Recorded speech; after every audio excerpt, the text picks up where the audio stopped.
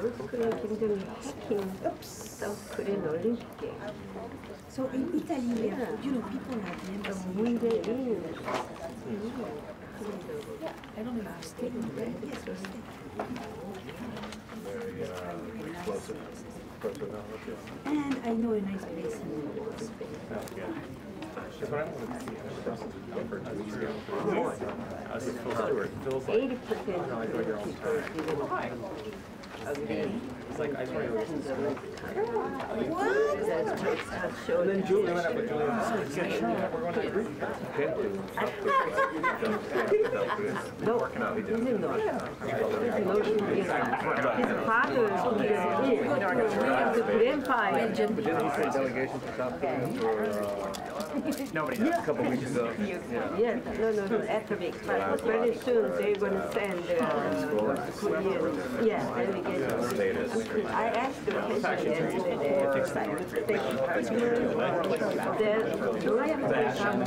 That's just what it is. Last night in the one. People, North Korean people, on the sanctions very dangerous. Do that South Korea breaking U.S. What did you say? I would need her.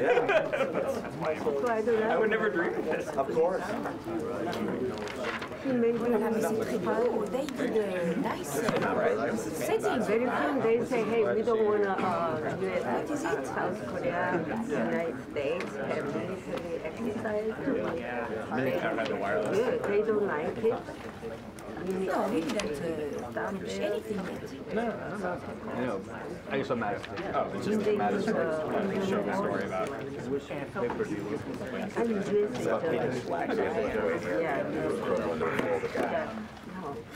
Well, actually, it's the gap between what used to be Königsberg and we're going to refight Battle 10 and Yes, and it was relationship between us and South Korea. Or will it be the Battle of Leningrad? Yeah, sometimes we're not going to Thank you very much. their air defenses are going to... I was going to provide your memory saying this is something mean, but All right, that's why it would be what they would start with. I just came back from my bed and first time. Here's the plan. Well, every day, January 1945. What are you going to have it? Very good. And then Help to South Korea. No. People I was thinking 8:30. That was... watch out, she is very generous. She lives here. I know. I can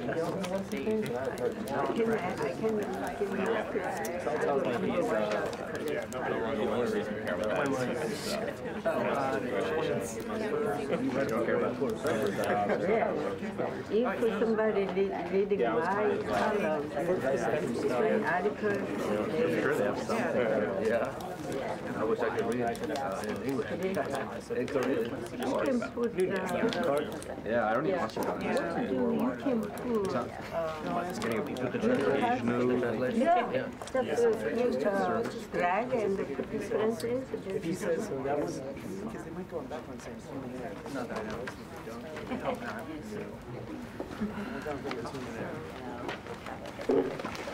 Thank you. You're welcome.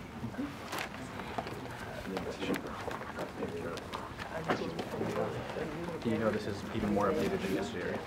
This is a new draft. Biggest This is a change. new draft. What are you going to ask? Is this another new draft? That's you. We got a hard cover. I wrote so many copies in North Korea. Taking over the whole battle. I very agree. Is that a precursor to this?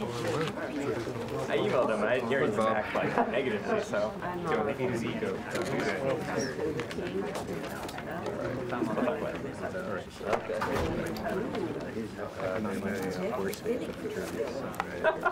All right, ladies and gentlemen, we'll get started here in just a moment. I just wanted to give you a rundown of what you're going to see today, who you're going to see today. So we'll have in the middle Deputy Secretary of Defense Patrick Shanahan. To the right here will be Undersecretary of State for Political Affairs Thomas Shannon. And to the right will be Deputy Secretary of Energy Dan Brulette. They'll come out and make opening statements. They'll leave, and then we're going to have 3 other officials come out for Q&A, and that's Undersecretary of Defense for Policy John Rood, who will be in the middle.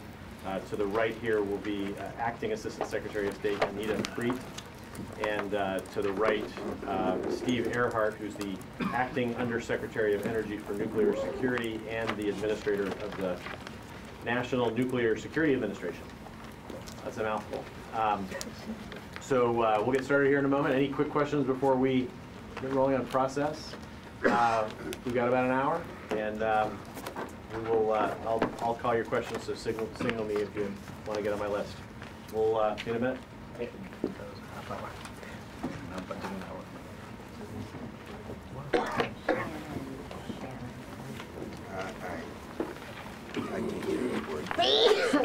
me.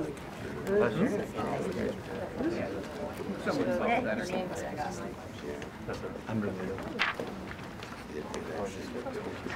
Well, he's not taking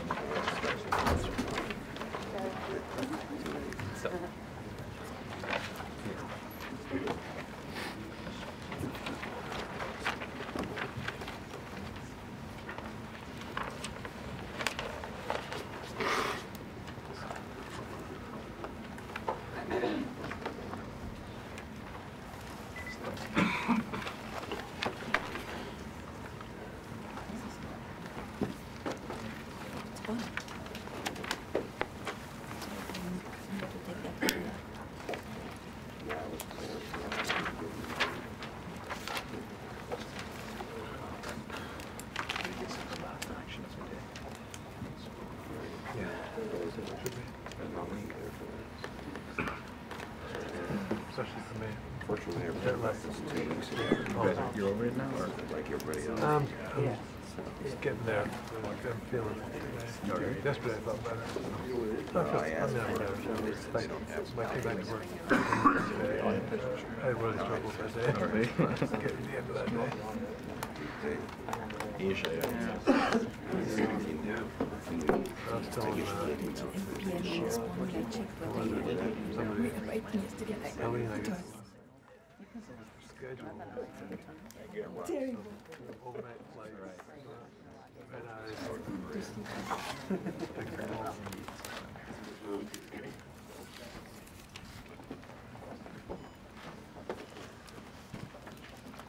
Hey. Good afternoon, everybody. How are we doing? Good. Welcome to the 2018 Nuclear Posture Review Rollout, or as we refer to it here in the Pentagon, the NPR. To the American people, this administration's highest priority is your safety and security. 1 year ago, we began a focused and comprehensive look at what was needed to meet this fundamental responsibility. It started with President Trump's national security strategy, and in support, Secretary Mattis led the development of the National Defense Strategy. Both state the need for a safe, secure, effective nuclear deterrent. At the President's direction, the Department of State, Energy, and Defense worked together on a daily basis for this past year for the coordinated whole-of-government analysis of our nuclear deterrent. We leveraged centuries of combined expertise from across the government and the non-proliferation community for a strategy to keep America safe in this century with a deterrent that is modern and credible. This NPR is the result. Today I'm joined by Undersecretary of State Shannon and Deputy Secretary of Energy Brulette. This reflects the team effort. To Undersecretary Shannon, every day we in the Department of Defense ask ourselves, how can we give our diplomats leverage so they always speak from a position of strength? The National Defense Strategy, directly supported by the 2018 NPR, is our answer. So now to the NPR itself. This review is consistent with U.S. nuclear policies since the end of the Cold War. It reaffirms that the fundamental role of U.S. nuclear policy is deterrence, and continues our clear commitment to non-proliferation and arms control. Since the end of the Cold War, the United States has worked to reduce the number and role of nuclear weapons. But the world looks different since the last NPR in 2010. The challenging and dynamic security environment requires steady action to strengthen deterrence. This NPR responds to today's security needs with a tailored nuclear deterrence strategy and flexible capabilities for effective deterrence. A one-size-fits-all approach has its limits. This NPR ensures we can deter any potential adversary because they are not all alike. We must keep America's deterrent credible by making it modern. The 2018 NPR calls for modernizing the nuclear triad and command and control system, which is necessary, affordable, and long overdue. Our nuclear triad has kept us safe for over 70 years. We cannot afford to let it become obsolete. The NPR also makes recommendations to keep our deterrent effective for our world today, namely lowering the yield of some existing submarine-launched ballistic missile warheads and bringing back nuclear sea-based launched cruise missiles, a capability our nation had for decades. Neither recommendation requires developing new nuclear warheads. Neither will increase the size of our nuclear stockpile. They break no treaty. They align with our non-proliferation commitments. They strengthen American deterrence. Some will say any additional capability, no matter how measured, increases the chance of using one of these weapons. On the contrary, it is the exact opposite. The NPR states, and I quote, "The United States would only consider the use of nuclear weapons in extreme circumstances to defend the vital interests of the United States, its allies, and partners." The NPR clarifies long-standing policy that extreme circumstances could include significant non-nuclear strategic attacks. This clarification is stabilizing. It lowers the risk of nuclear use by anyone. The United States does not want to use nuclear weapons. We do want to maintain an effective deterrent to keep Americans and our allies and partners safe and secure. Undersecretary Shannon will speak to our NPR engagement with allies and partners, but before he does, I want to thank the men and women of our nuclear forces. Your dedication keeps America safe. We look forward to working with Congress as we implement these recommendations and for ongoing support for nuclear modernization. We also look forward to working with our allies, partners, to reduce the chances that these weapons will ever be used. Now, Undersecretary of State Shannon. Thank you very much, Deputy Secretary Shanahan. I'm glad to be here today with you and Deputy Secretary Brouillette. As Deputy Secretary Shanahan noted, the Nuclear Posture Review is a whole-of-government effort. It is an important document that identifies the nuclear policies, strategy, and corresponding capabilities needed to protect us in an increasingly complex threat environment. Over the past decade, the United States has reduced the number and salience of our nuclear weapons by more than 85% since its Cold War peak.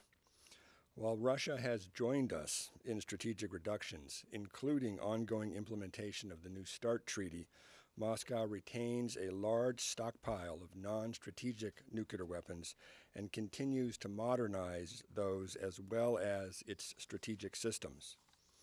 China is also modernizing and expanding its nuclear forces. Both countries are challenging the free and open international order. We know that other unfriendly regimes and enemies of our country put our lives at risk by pursuing nuclear weapons. North Korea continues its illicit nuclear weapons program and missile capabilities. Iran retains the technological capability to develop a nuclear weapon within 1 year of deciding to do so.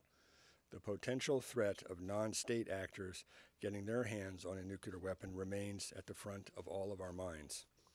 Nuclear terrorism is still a major threat in this century, and one we must work to mitigate at every opportunity. Because of the dangerous world we live in and our unwavering commitment to our allies, the 2018 Nuclear Posture Review focuses on strengthening extended deterrence.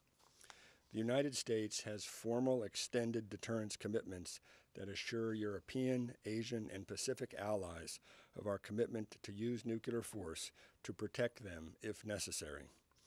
Ongoing, close collaboration with allies and partners is essential to deterring or defeating the common threats we face.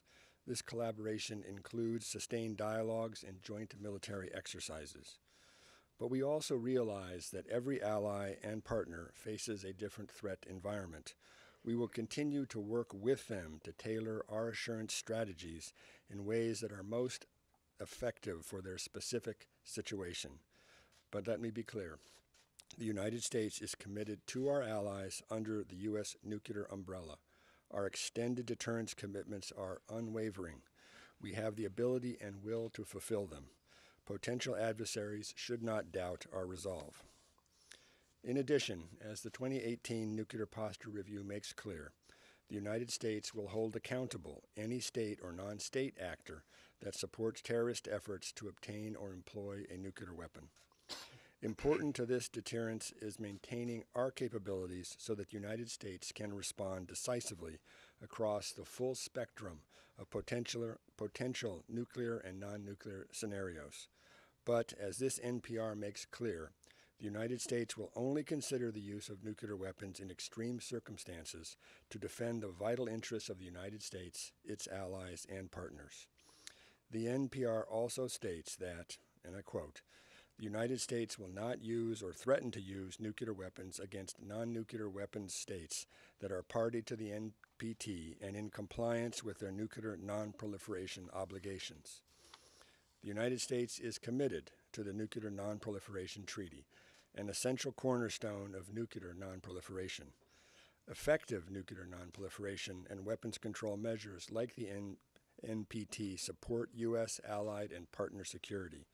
These measures control the spread of nuclear materials and technology, place limits on the production, stockpiling, and deployment of nuclear weapons, decrease misperception and miscalculation, and help avoid destabilizing nuclear weapons competition.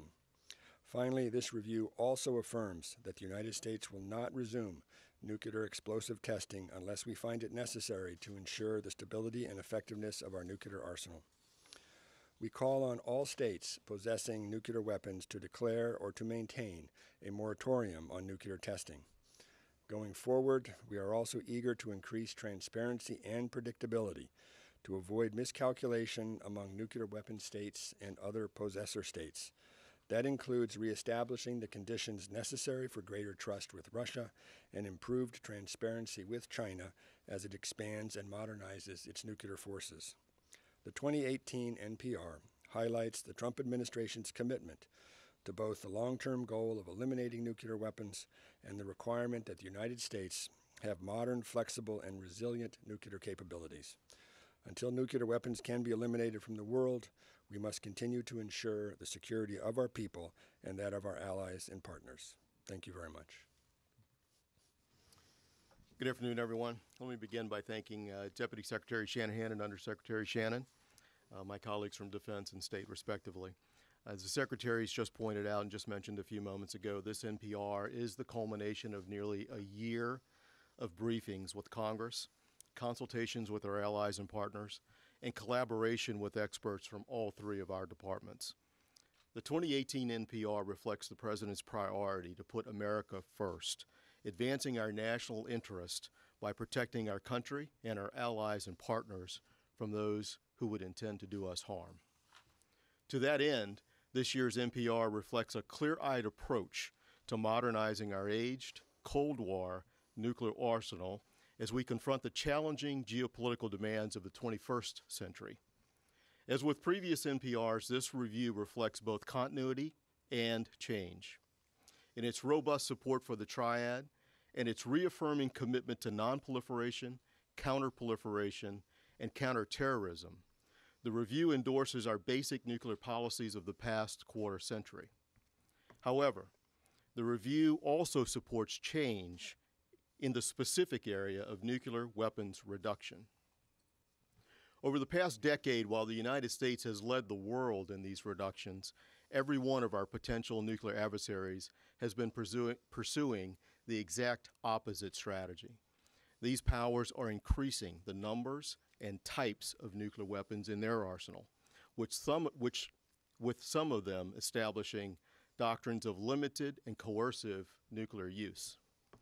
These moves, which are identified in the administration's recently released National Security and National Defense Strategies, represent a change in the contemporary security environment.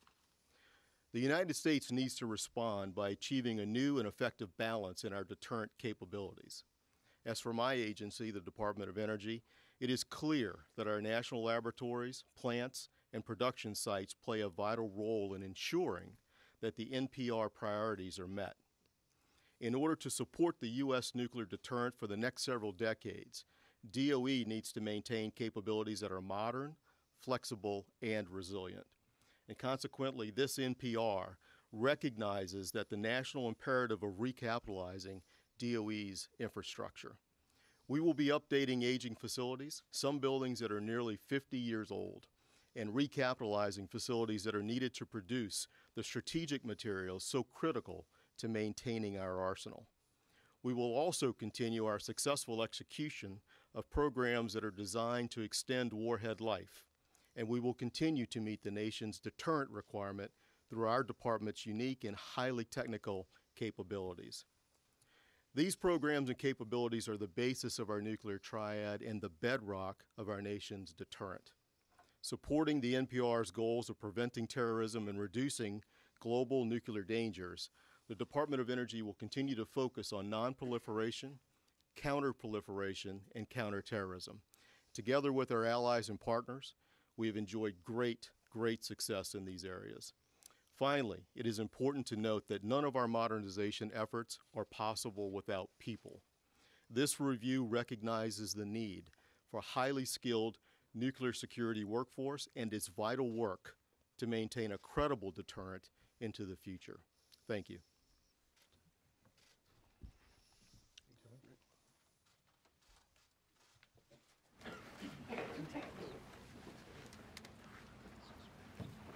Next, we're going to have Undersecretary of Defense for Policy, John Rood, Anita Freit, Acting Assistant Secretary of State, and Steve Earhart from Acting Undersecretary of Energy for Nuclear Security and the Administrator of the National Nuclear Security Administration. We'll start with Bob Burns from the Associated Press. Thank you. Hello. Question regarding the low-yield submarine-launched ballistic missile is mentioned as one of the supplements to the deterrent that's spelled out in the review. How much will it cost both the Defense Department and Energy Department to make that conversion of the warhead, and when will it be fielded, do you estimate? Well, thank you for the question. Of course, in the nuclear posture review, we talk about the change in the security environment, which has led to some of the adjustments that we are making going forward. You'll see mostly in the nuclear posture review a lot of continuity with past policy with respect to the role of nuclear weapons to provide deterrence overall, that is the primary objective of our nuclear force, as well as to assure allies to hedge against uncertainty and, if necessary, to provide a credible response option. One of the things in that security environment that is discussed in the report that we're concerned about is some of the adjustments in potential adversaries thinking about nuclear weapons, with a greater reliance on nuclear weapons, a featuring of them in some cases, for example, in the Russian nuclear doctrine called escalating to de-escalate. And so with this greater reliance on nuclear weapons and a need to maintain a flexible approach so that our deterrent can be credible, we have, as mentioned in the report, said that we would pursue some supplementary capabilities, one of which is submarine-launched ballistic missile armed with a low-yield nuclear weapon. We're going to be coming forward. Of course, later this month, the President will submit his budget request to the Congress, including for the Defense Department. This will be one of the things that will be contained in that part. One of your questions was the funding for that. Obviously, that'll have to await the release of the President's budget later this month. Can you give me a ballpark number? Yeah, it's a modest amount because what we're talking about is we have an existing submarine force armed with existing submarine-launched ballistic missiles. This is a supplementary capability that would make some modifications to our existing force. It does not involve production of new nuclear warheads. It does not involve production of new ballistic missiles or submarines, except for as part of our Columbia-class modernization, of course, that predates this NPR. What about the timeline of when you expect it would be fielded? That's something that remains to be determined, but certainly in the near term, this is one of the near-term enhancements that we would like to pursue. Like this year, next year? I think I'll leave it as in the near term we're planning to pursue this. Sylvie Lantown from Agence France Presse. So the NPR mentions nuclear threats from Russia against the Allies. Can you give us some examples of those threats? Sure, precisely? I'll start and perhaps others would like to add. Certainly we've seen in the recent past some statements from Russian officials in the public domain talking about threats to use nuclear weapons. There is a published doctrine that the Russian government has put forward. In addition to some of these statements, of course, we've also seen exercises involving some of these capabilities. And so the combination of statements, exercises, and capability changes, in addition to doctrinal changes, combine to cause some concern for the United States and our allies. Anita Fried is here from the State Department. I don't know if you'd like to add. Yeah, thanks, John. Thanks very much. No, I mean, as John has pointed out, there are definitely some increased threats. Russia has increased its reliance on nuclear weapons and its capabilities, and it's, as we've pointed out, it's building a large and diverse nuclear arsenal.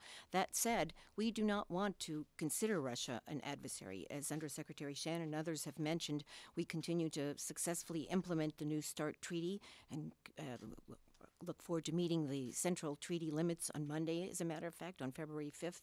And we seek stable relations, but we also have an issue with Russia in terms of treaty compliance. Russia has violated treaties and agreements. We seek to discuss that, and we have an ongoing conversation about it. But we certainly look forward to, we do not want to regard Russia as an adversary. Do they threat a specific country? There have been some statements that we found concerning, as you recall, by Russian officials in the past towards specific areas of NATO and the like. Michael Gordon from the Wall Street Journal. For a question for the DoD and DOE rep. The report is very explicit that you would contemplate the use of nuclear weapons in extreme circumstances, which could include significant non-nuclear strategic attacks. This is stated in the section of reports made very explicit, and also that you would contemplate the use of weapons if there was a terrorist nuclear attack against those that enabled it. The way this is being read is that the U.S. is prepared to use nuclear weapons if there's a cyber attack that would affect the population or do great damage to the infrastructure of our allies or of the United States. Is that the message you intended to send? Because that's how everyone's interpreting it.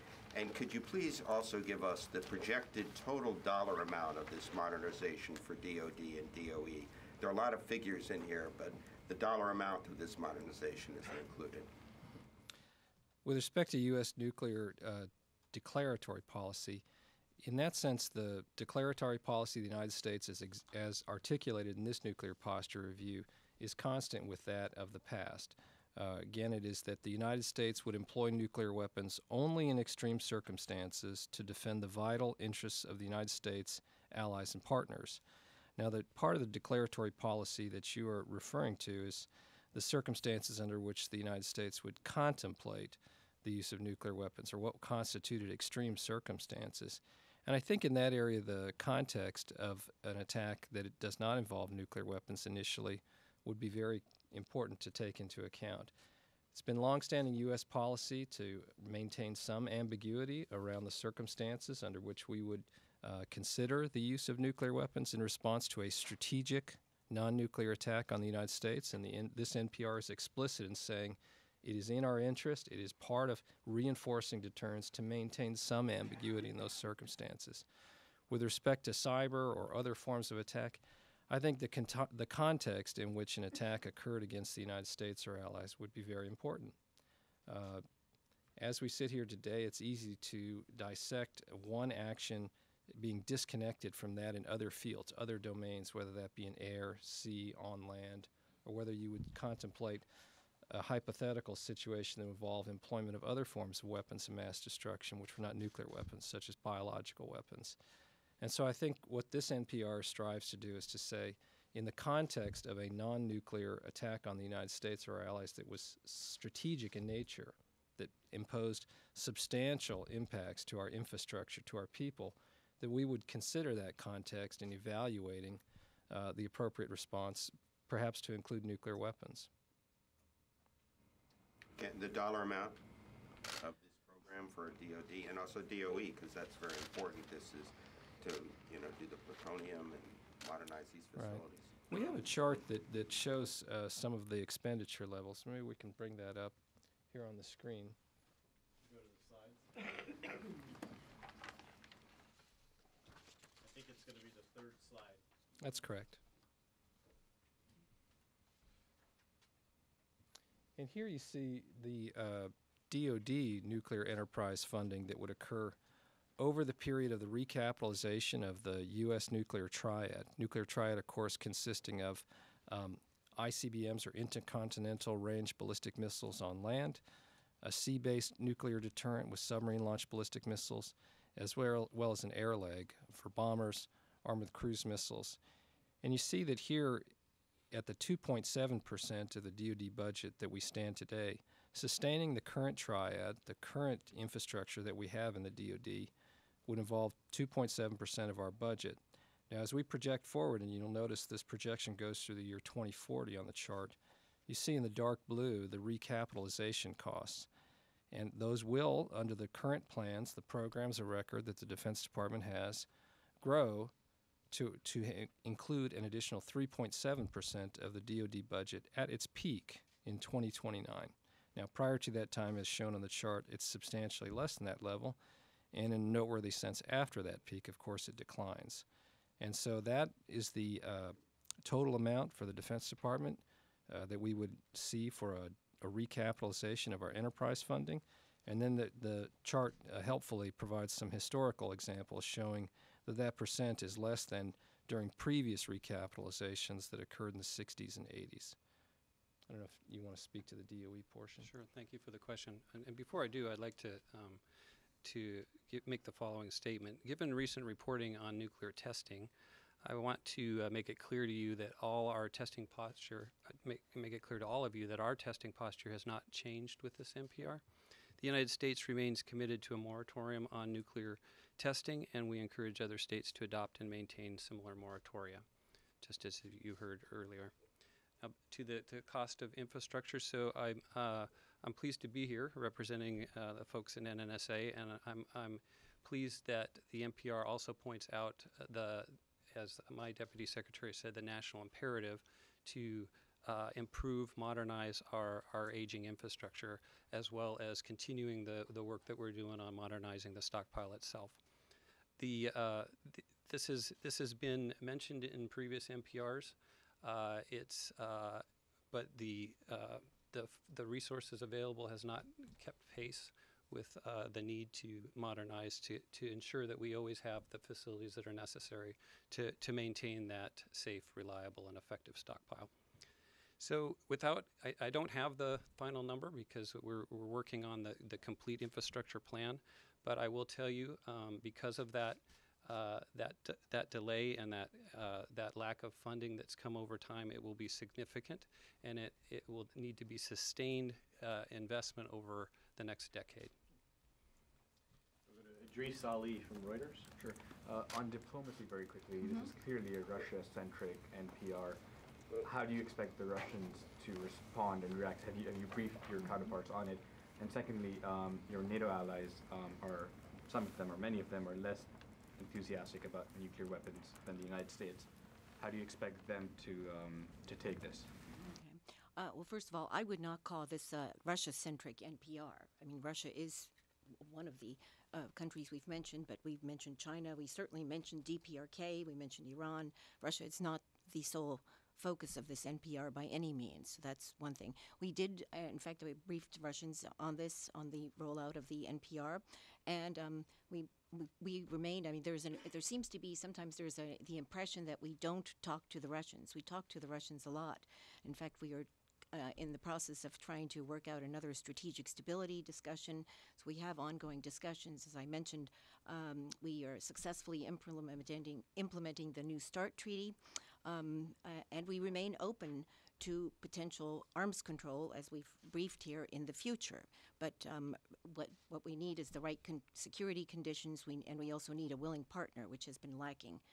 But we certainly, and Russia is not an obstacle necessarily, or the point of this NPR. In terms of allies, we've had a very good discussion with allies here, consultations, I would say, throughout the process. And we began this in the 2010 NPR, where I was also involved. So that has been a very fruitful discussion with the allies. During the consultation, our allies uniformly commented on the worsened global security environment, and that is in comparison to the last NPR in 2010. There's no question that there's a worse security environment. So there is agreement on that. And we look forward to deepening our engagement with allies and partners. They did stress, now that's one thing, they are certainly interested in pointing out the importance of adherence to the NPT, the Nuclear Non-Proliferation Treaty, the importance of pursuing arms control. As we pointed out in the NPR, that we certainly reiterate the importance of the Nuclear Non-Proliferation Treaty, our ongoing commitment to it, and our willingness to pursue, as I mentioned, arms control, disarmament, when the conditions, the security conditions are right. What level did that conversation with the Russians take place at, and when did you brief them? Well, we've talked about it on and off, but actually I just briefed them this morning. Was it the embassy? And we also did it in Moscow.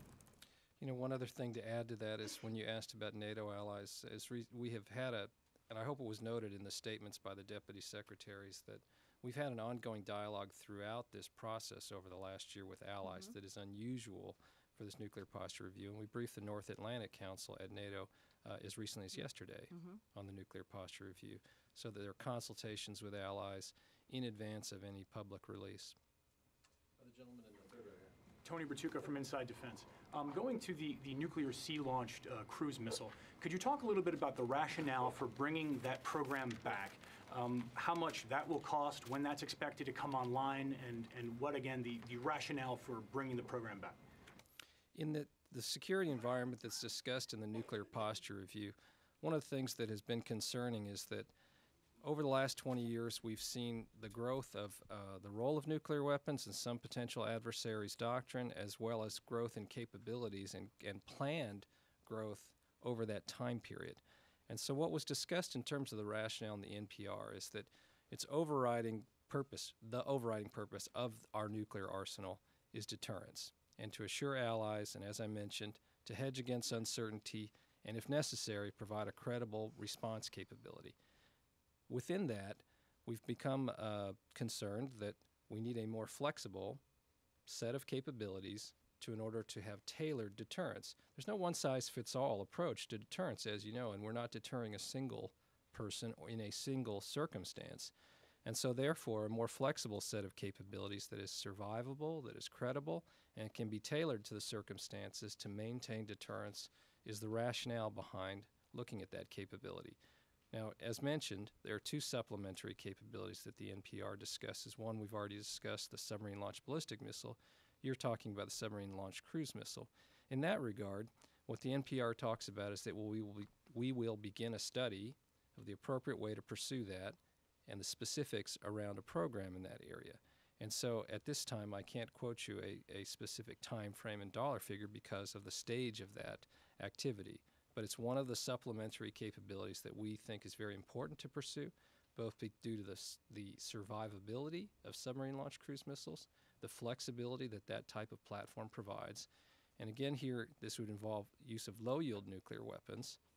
Low-yield nuclear weapons have been in the U.S. arsenal for decades. The difference here would be, and as you pointed out, we formerly, in the United States, had the capability to fire cruise missiles from submarines armed with nuclear weapons. This would be to look at that capability again. Thanks. Patrick Tucker with Defense One. So the question of what constitutes extreme circumstances is, I think, what has some folks hung up, especially in the context of cyber-physical attack on U.S. infrastructure. The National Academies has published a study on the possible effects of a cyber-physical attack on U.S. infrastructure, and the worst-case scenario that they've come up with is a service disruption possibly lasting weeks. So the question is that sort of eventuality, a limited service disruption possibly lasting weeks, is that the sort of extreme circumstance that might possibly provoke a nuclear response?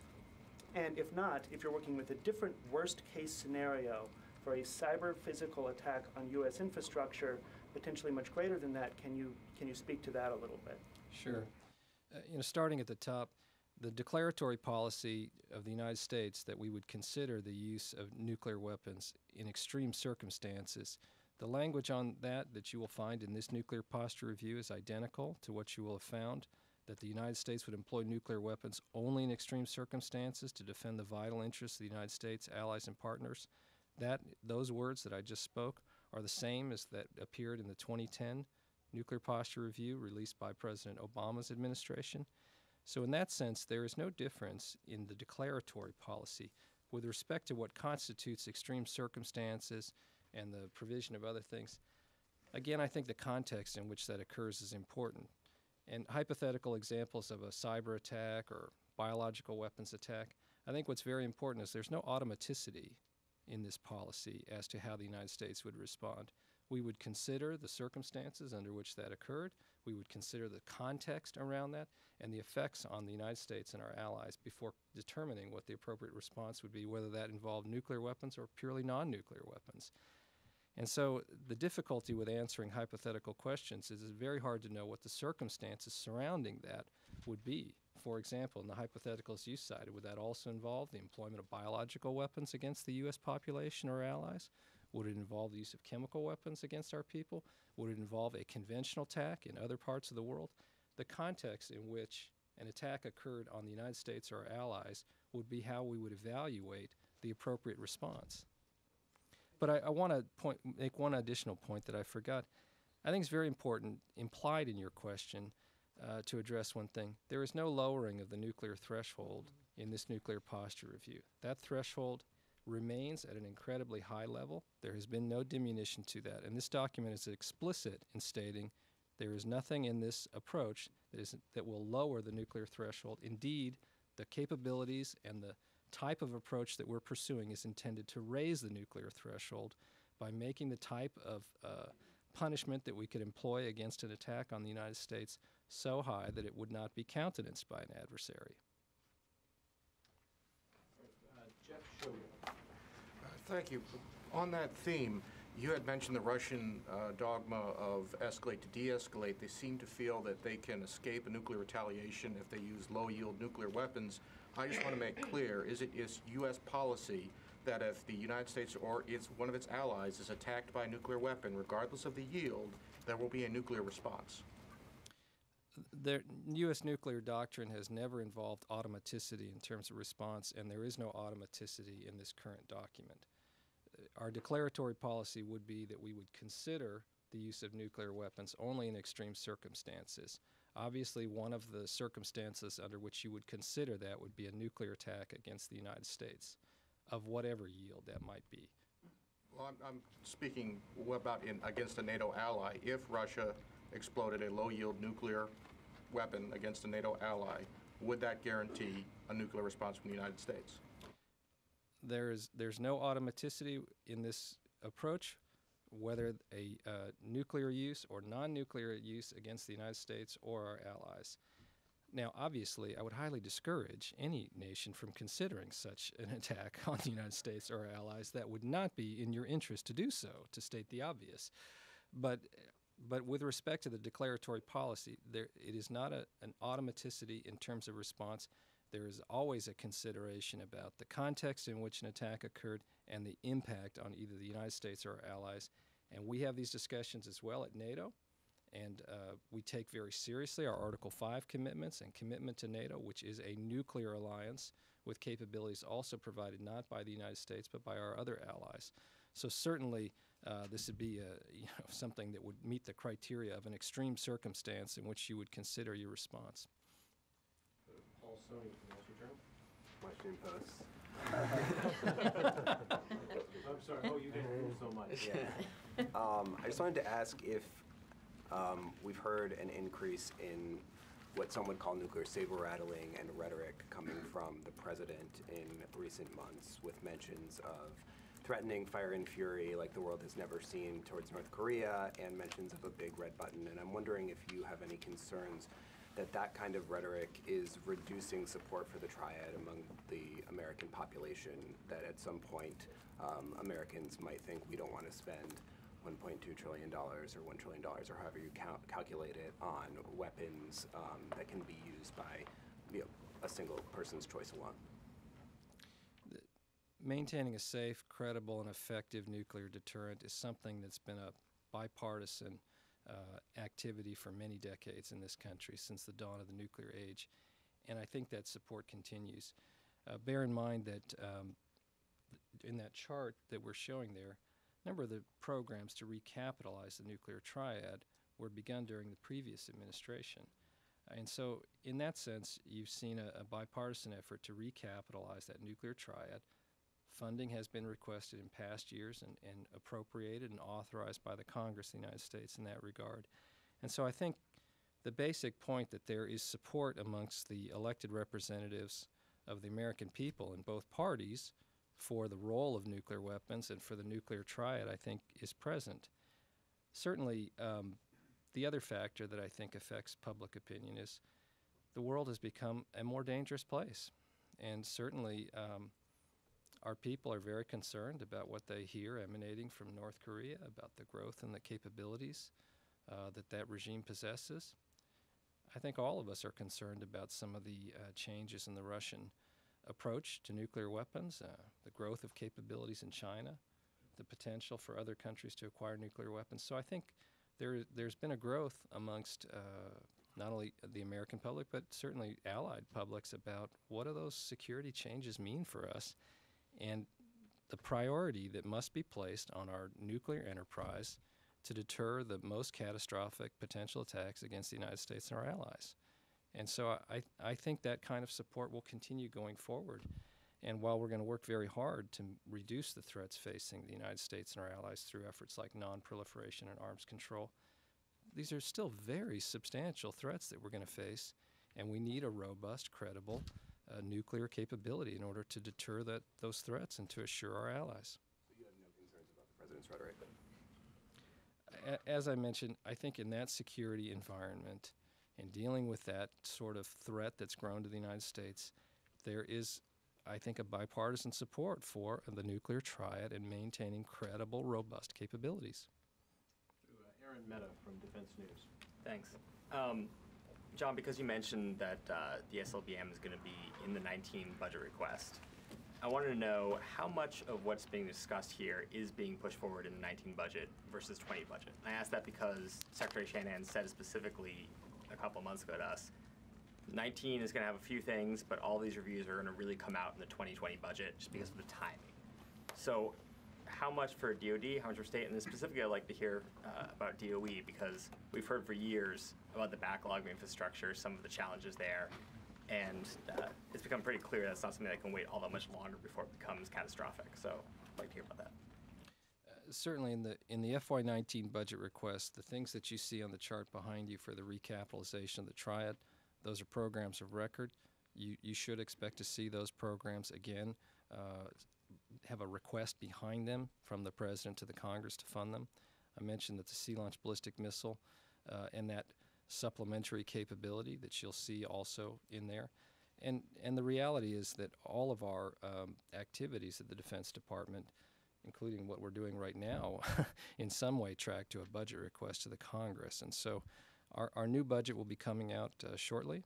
Plan releases later this month, and so the specifics will be there. But this nuclear posture review will be reflected in the budget request to the Congress in terms of the capabilities that we need, and the standard explanations that would accompany those will be provided. For the Administrator, please. Okay, thank you. First of all, the FY19 budget, as you know, is not released yet by the President. But talk a little bit about our process that happens after the NPR, and now that the NPR is out. The basic process, the interagency created the NPR. Now the interagency meets through the Nuclear Weapons Council to define the requirements, and then we have the standard process for in each of our organizations for creating the plans, the implementation plans. On the DoD side, the military characteristics are defined, and on our side, all the technical characteristics are defined.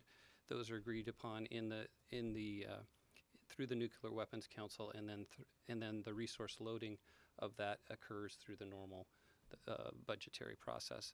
So, given the timing as expected, you would see probably more of the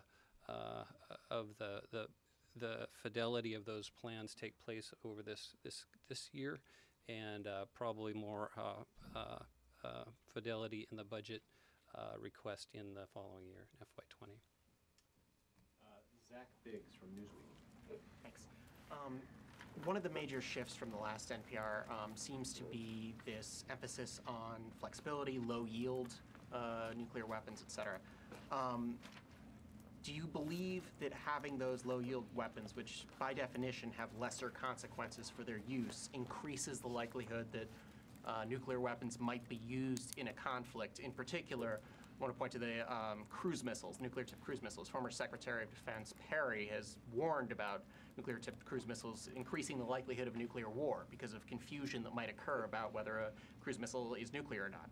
So do you think that these weapons, both the low yield and the cruise missile, increase the odds of a nuclear conflict? Short answer to your question is no. The longer answer would be that in this NPR you'll see that there is a discussion of maintaining deterrence and this concept that one size fits all does not work for deterrence. These are very different countries, say North Korea versus the concerns we have about Russia or China. These are different countries, there are different circumstances, and that we need a more flexible set of capabilities in order to have tailored deterrence. And I think you've correctly picked up on one area of emphasis in this NPR, which is greater than the past, which is a greater focus on tailored deterrence, tailoring our effects, tailoring our approach to the particular circumstances in which we face with a given adversary. The context is very important, again, in which you're trying to effect deterrence in that specific circumstance.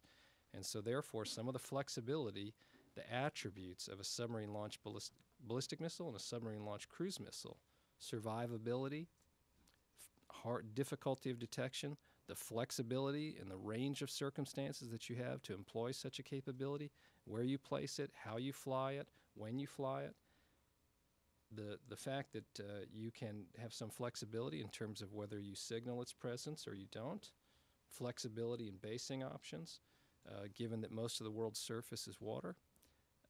All of these things help provide flexible options for tailored deterrence. In terms of the nuclear threshold, as I mentioned earlier, there is no lowering of the nuclear threshold. In fact, this approach is intended to raise the nuclear threshold and keep it at a very high level. The use of lower yield or the development of lower yield weapons. how does that increase deterrence when a larger weapon could be even more devastating to an enemy? How does the lower yield help? When we look at some of the activities, statements, capabilities that adversaries or potential adversaries have pursued, one of the things that we want to make sure that we maintain is a flexible set of capabilities so that they not come to the mistaken impression that there would be some ranges of situations where they might employ nuclear weapons, whether they be low yield or so-called battlefield nuclear weapons, things of that nature, in a way that we would feel that we did not have credible response options in order to preserve deterrence. As mentioned earlier, the United States has had low-yield nuclear weapons in our arsenal for decades. This would not be a new addition or a new type, and it does not involve production of new nuclear weapons. So certainly I think we're not proposing an increase in the size of the U.S. nuclear stockpile. Again, the purpose of these activities is a flexible set of capabilities to provide tailored deterrence. Ryan Brown from CNN. Thank you. Just two quick ones. First, on North Korea, the last one was in 2010. Obviously, North Korea has made a lot of strides in its nuclear program, and you list 11 fielded or in development nuclear delivery systems from North Korea. What in this review is kind of specifically tailored to North Korea or focused on the North Korean threat? And I know you mentioned briefing Russia on this. Was China also briefed on this review? With respect to North Korea, the capabilities in the nuclear triad that exist today, as well as the recapitalization that's discussed in the report and some of these supplementary capabilities, all of those things in various circumstances would have applicability in the type of hypothetical scenarios that we worry about with North Korea.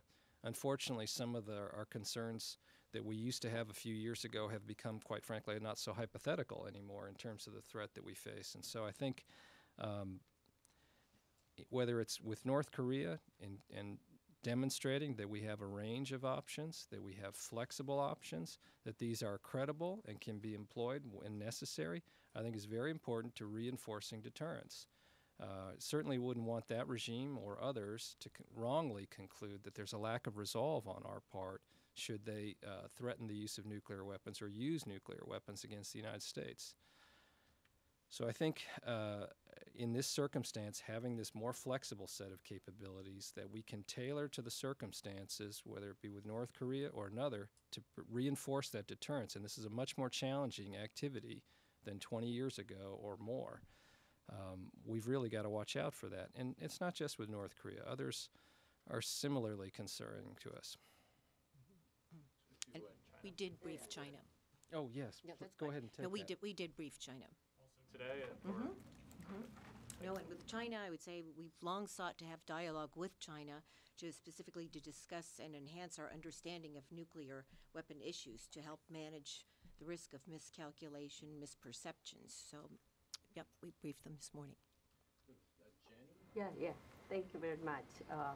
On North Korean nuclear issues, recently North Korean Kim Jong-un said that the nuclear button is on his table toward the United States.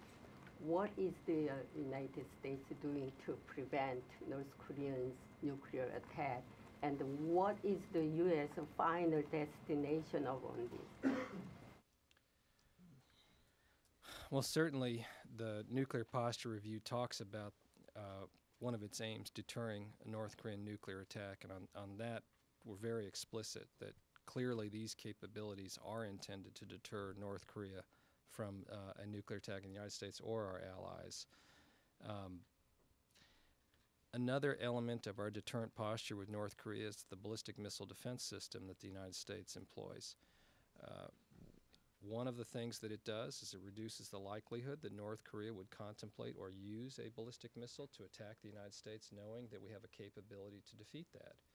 And if North Korea would, in a hypothetical, launch a ballistic missile tipped with a nuclear weapon at the United States that we intercepted, it's not the sort of thing that we would say, oh, well, that's the end of the story. Let's go back to the way things were before. That kind of attack on the United States or our allies that we defeated is something that we would regard extremely seriously for obvious reasons. And so ballistic missile defenses that are credible and effective are very important as part of our deterrent equation, both for the United States as well as for our friends and allies around the world. And that's why you've seen us over the years in the United States Defense Department not only deploy some of these capabilities on the home territory of our allies where they host them, but also have our forces that are deployed there increasingly have those capabilities, because the connection between our allies' security in an attack with shorter range missiles and that against the United States homeland are increasingly being driven together. And we have to have an integrated set of capabilities, which is what we're pursuing, and we've requested money from the Congress both last year. You will see that again in our budget proposal this year to the Congress for substantial funds for a ballistic missile defense system. Our nuclear capabilities are also very important in that deterrence equation. How we message, how we talk about the circumstances is also part of our messaging to North Korea, and you'll see some passages of the NPR speak directly to North Korea about our thinking in that regard. J.J. Green will be in. All right, we'll go next then to Lou Martinez, ABC News. Hi. President Trump, during the campaign trail, made a promise to increase and strengthen the U.S. nuclear arsenal. Does this NPR, is that a result of that influence? Did that come into play at all?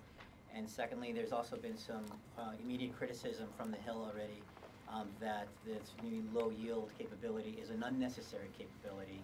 What is your response to that?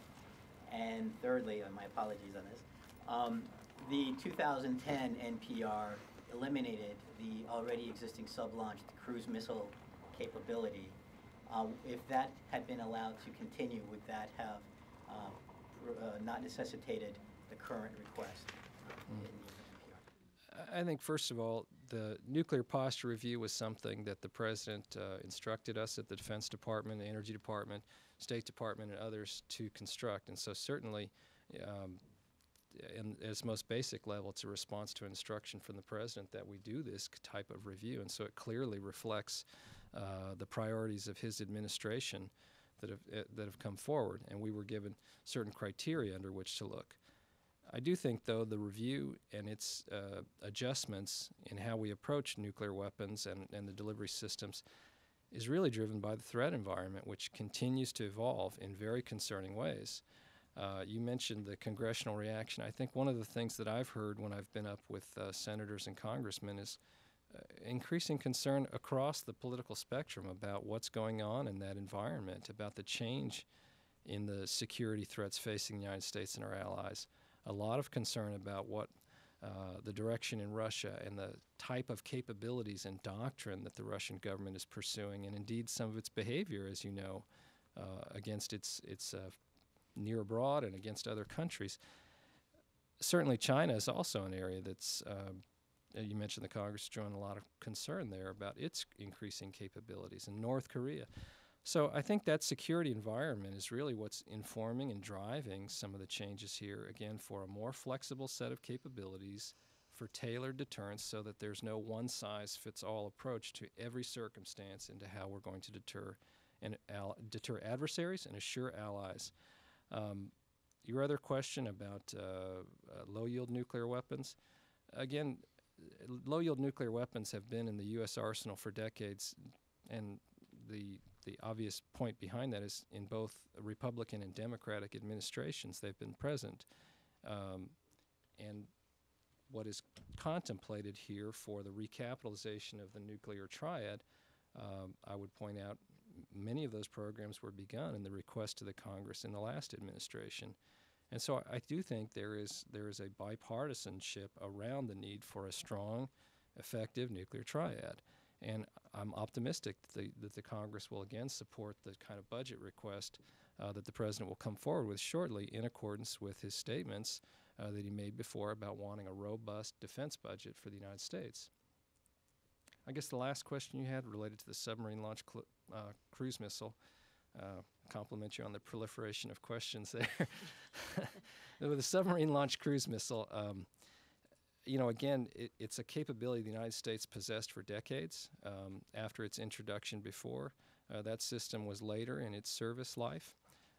I won't speak for the the previous administration in terms of their decision making, but I will speak for what the Nuclear Posture Review calls for, which is studying the appropriate way to move forward for a reintroduction of a submarine-launched cruise missile with the appropriate attributes that we can have flexible, credible, low-yield nuclear options in order to reinforce this idea of tailored deterrence.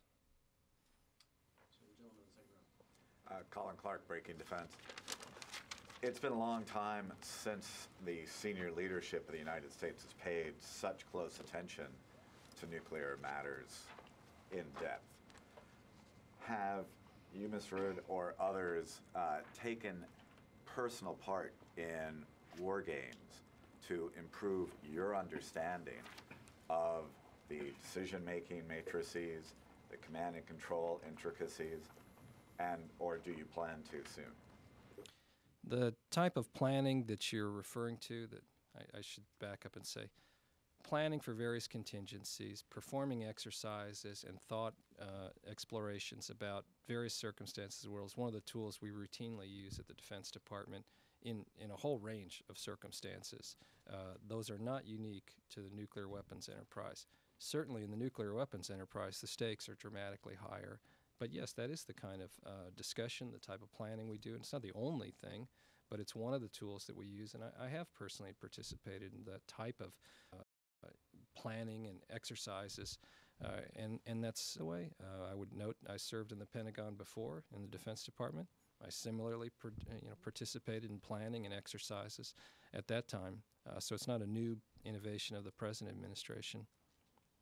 But do you see that the increased depth of interest in nuclear issues has elevated your participation to any degree, or what?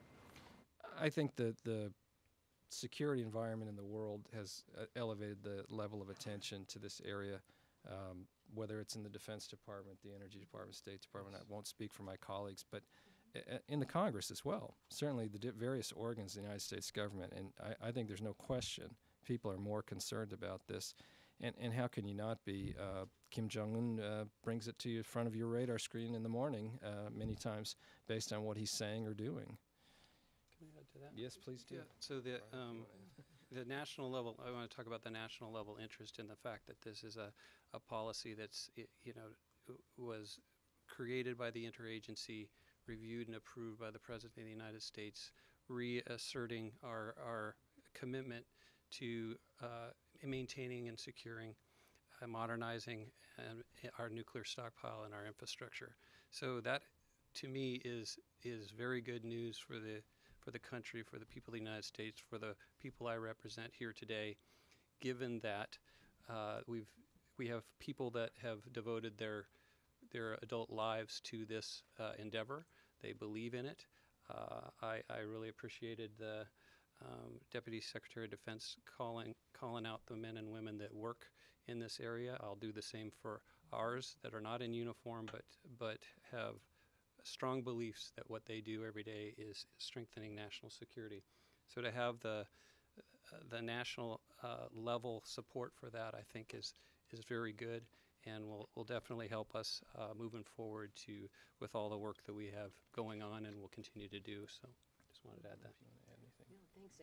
I agree. From a security perspective, from the diplomatic perspective, the worsening security situation is something that we certainly take note of at the State Department. And as I mentioned, our allies and partners are aware of it and also see the increased danger. And I apologize with that. We're out of time. I know there's a number of you we weren't able to get to. We did promise to let these three get out of here on time. We've gone over an hour. But thank you very much, and thank you, ladies and gentlemen. And if you have follow-ups, I know it's Tom Crossan here. He is eager to answer all your unanswered questions, so find him. Thanks.